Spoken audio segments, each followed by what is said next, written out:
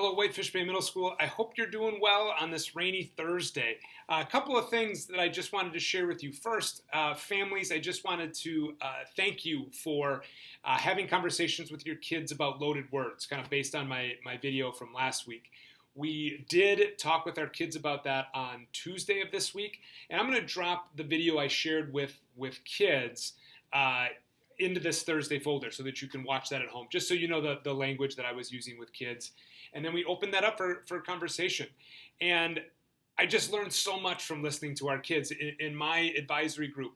One of the things that I heard from a student was that, as adults, we often tell kids what they shouldn't say, but they don't really know why they shouldn't say it. And so, in my group, I just open up a space. What are those words that you shouldn't say, but you just don't understand even what they mean and why they're so inappropriate?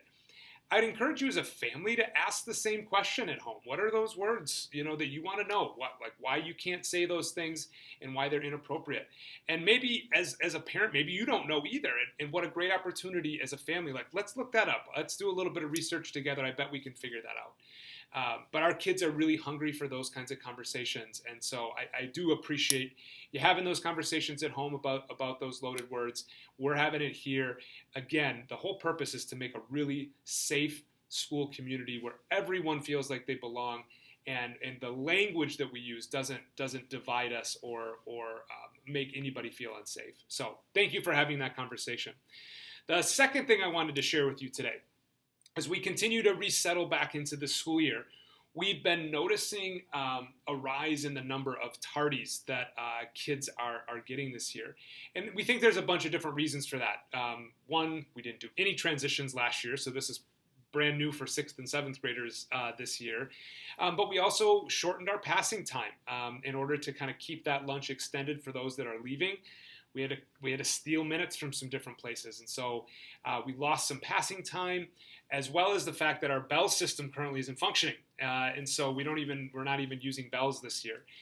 So we've been thinking about that and thinking about how we can help support our kids on getting class on time, having all the materials they need, and really limiting the need for lots of different hallway movements and interactions.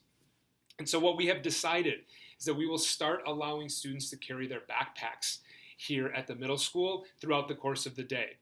As we've been reflecting on this, we think about how in elementary school, kids have those big old desks where they keep everything stuffed inside.